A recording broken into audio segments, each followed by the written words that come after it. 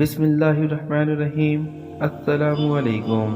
حضرت مریم علیہ السلام کے والد کا نام عمران اور وہ حضرت سلیمان علیہ السلام کی اولاد میں سے تھے، اور حضرت مریم علیہ السلام کی والدہ کا نام حنا تھا اور وہ حضرت داؤد علیہ السلام کی اولاد میں سے تھی۔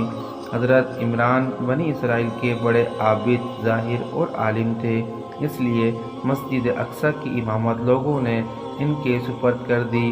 حضرت حنا کے پاس اولاد نہیں تھی۔ ایک دن اس نے درخت کے اوپر چڑیا دیکھی، جو چڑیا اپنے بچوں سے پیار کر رہی تھی اور انہیں دانہ کھلا رہی تھی، تو آپ کا دل بھر آیا اور آپ نے بارگاہ الہی میں اولاد کے لیے دعا کی۔ حضرت حنا کچھ یوں دعا کی: اللہ پاک ان کو اولاد دے اور وہ اپنی اولاد کو بیت المقدس کی خدمت کے لیے نذر کر دیں گی۔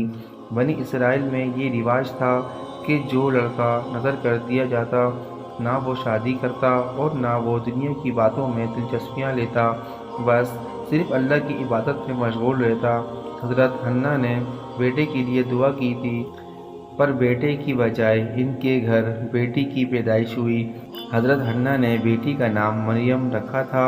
سریانی زبان میں مریم کے معنی ہیں خادم کے، کیونکہ آپ کو بیت المقدس کے لیے وقف کر دی گئی تھی، اس لیے یہ نام موزوں سمجھا گیا۔ حضرت مریم علیہ السلام کی ولادت کے قبل آپ کے والد وفات پا گئے، اس لیے حضرت مریم علیہ السلام کی والدہ نے حضرت مریم کو ایک کپڑے میں لپیٹ کر بیت المقدس کے علماء کے سامنے پیش کر دیا تاکہ انہیں کفالت ملے۔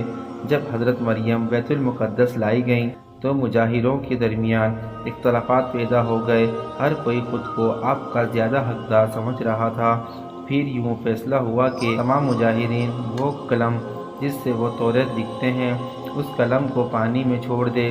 جس کا قلم پانی کے بہاؤ میں الٹا بہے گا، وہی حضرت مریم علیہ السلام کا اصل حقدار ہوگا۔ اس مقابلے میں حضرت زکریا بھی شامل تھے۔ ان کے قلم کو اللہ تعالیٰ نے پانی کے بہاؤ میں الٹا بہا دیا اور حضرت مریم کی پرورش کے حقدار ہو گئے۔ حضرت مریم کو حضرت زکریا کی کفالت میں دے دیا گیا۔ حضرت زکریا کی بیوی حضرت مریم علیہ السلام کی خالہ لگتی تھیں، لہٰذا ان سے بڑھ کر حضرت مریم کی پرورش کوئی نہیں کر سکتا تھا۔ حضرت مریم علیہ السلام دوسرے بچوں کی نسبت بہت جلدی بڑی ہوئی تو بیت المقدس میں آپ کے لیے ایک کمرہ مخصوص کر دیا گیا، جس کمرے میں حضرت زکریا علیہ السلام کے سوا اور کوئی نہیں جا سکتا تھا۔ حضرت مریم دن رات اللہ تعالیٰ کی عبادت میں مشغول رہتی تھیں۔ جب حضرت زکریا علیہ السلام کمرے میں تشریف لاتے تو حیران ہو جاتے، کیونکہ آپ کے پاس بہت سے پھل موجود ہوتے، گرمیوں کے پھل سردیوں کے موسم میں اور سردیوں کے پھل گرمیوں کے موسم میں۔ تو زکریا علیہ السلام پوچھتے، یہ پھل تم کو کون دے کر جاتا ہے؟ اتنے سارے پھل یہاں کہاں سے آتے ہیں؟ تو حضرت مریم علیہ السلام فرماتی ہیں، اللہ تعالیٰ کے پاس سے آتا ہے۔ اللہ تعالیٰ نے حضرت مریم کو پسندیدہ اور مومنوں میں شمار کیا تھا، جیسے کہ سورہ ال عمران میں ارشاد ہوا، اور جب فرشتوں نے کہا، اے مریم، بے شک اللہ نے تمہیں چن لیا ہے اور خوب پاک کر دیا ہے اور پسند کیا ہے تمہیں ساری جہاں کی عورتوں سے، اے مریم خلوص سے عبادت کرتی رہو اپنے رب کی، سجدہ اور رکوع کرنے والوں کے ساتھ۔ پاک بیوی جس مقصد کے لیے چنی گئی تھیں وہ مقصد ابھی باقی تھا۔ آپ اللہ تعالیٰ کی عبادت اور ریاضت میں مشغول رہتی تھیں، یہاں تک کہ بنی اسرائیل کے لوگوں میں یہ مشہور ہو گیا تھا، حضرت مریم علیہ السلام پاک دامن ہیں اور عبادت گزار ہیں۔ لوگ آپ کی بہت عزت اور احترام کرنے لگے۔ پھر وہ وقت آیا جب حضرت جبرائیل علیہ السلام حضرت مریم کے پاس تشریف لائے۔ حضرت مریم ایک غیر مرد کو اپنے حجرے میں دیکھ کر پریشان ہو گئیں۔ حضرت جبرائیل علیہ السلام انسانی شکل میں آپ کے پاس تشریف لائے تھے۔ حضرت مریم حضرت جبرائیل علیہ السلام کو دیکھ کر بولیں، اگر تم کوئی خدا ترس انسان ہو تو میں تجھ سے خدا رحمان کی پناہ مانگتی ہوں۔ حضرت جبرائیل علیہ السلام آپ کو تسلی دیتے ہوئے اور پیغام الہی سے آگاہ کرتے ہوئے فرماتے ہیں، میں تو تیرے رب کی طرف سے اس لیے بھیجا گیا ہوں کہ میں تجھے ایک پاکیزہ لڑکا دوں۔ کماری مریم حیران ہو کر کہتی ہیں، میرے یہاں لڑکا کیسے ہوگا؟ مجھے تو آج تک کسی مرد نے چھوا تک نہیں، اور نہ ہی میں کوئی بدکار عورت ہوں، اور نہ ہی میری شادی ہوئی ہے۔ حضرت جبرائیل علیہ السلام نے فرمایا بالکل ایسا ہی ہے، اور ایسا کرنا تیرے رب کے لیے بہت آسان ہے، اور ہم ایسا اس لیے کریں گے کہ اس لڑکے کو لوگوں کے لیے ایک نشانی بنائیں اور اپنی طرف سے ایک رحمت، اور یہ کام ہو کر رہنا ہے۔ حضرت جبرائیل علیہ السلام نے حضرت مریم کی گریبان میں پھونک مار دی، جس سے آپ کا حمل ٹھہر گیا۔ جب حضرت مریم علیہ السلام حاملہ ہوئی تو بنی اسرائیل میں یہ خبر عام ہو گئی کہ حضرت مریم علیہ السلام حاملہ ہو گئی ہیں۔ اس سے بہت سے لوگوں نے حضرت زکریا علیہ السلام کے گھر آنا جانا بند کر دیا اور آپ پر الزام اور بہتان لگانے لگے۔ حضرت مریم علیہ السلام بیت المقدس سے نکل گئیں اور دور کسی مقام پر جا کر ٹھہر گئیں، اور ایک دن آپ کو درد ضیا شروع ہو گیا۔ آپ نے اس درخت کو پکڑ کر سہارا لیا جس درخت کے نیچے آپ بیٹھی ہوئی تھیں۔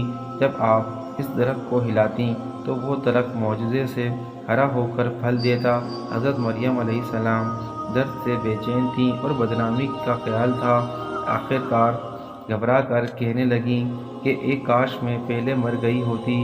اس مشکل وقت میں اللہ تعالیٰ نے حضرت مریم علیہ السلام کے قدموں کے پاس ایک نہر جاری کر دی اور ندا آئی کہ پانی پیو اور کھجور کھاؤ تاکہ جسم کو طاقت ملے۔ اسی عالم میں حضرت عیسیٰ علیہ السلام کی پیدائش ہو گئی۔ آپ نے اپنے بیٹے کو لے کر قوم کے پاس آئیں۔ قوم کے لوگ آپ کی گود میں بچہ دیکھ کر غضبناک ہو گئے اور الزام لگانا شروع کر دیا۔ ہر طرف سے لوگ طعنہ دے رہے تھے۔ حالات زر تنگ ہو گئی۔ حضرت مریم علیہ السلام نے بچے کی طرف اشارہ کرتے ہوئے فرمایا اس بچے سے بات کر لو، یہ تمہیں تمہارے سارے سوالوں کے جواب دے دے گا۔ لوگوں نے کہا یہ دودھ پیتا بچہ ہمیں ہمارے سوالوں کے جواب کیسے دے گا؟ اچانک حضرت عیسیٰ علیہ السلام نے بولنا شروع کر دیا۔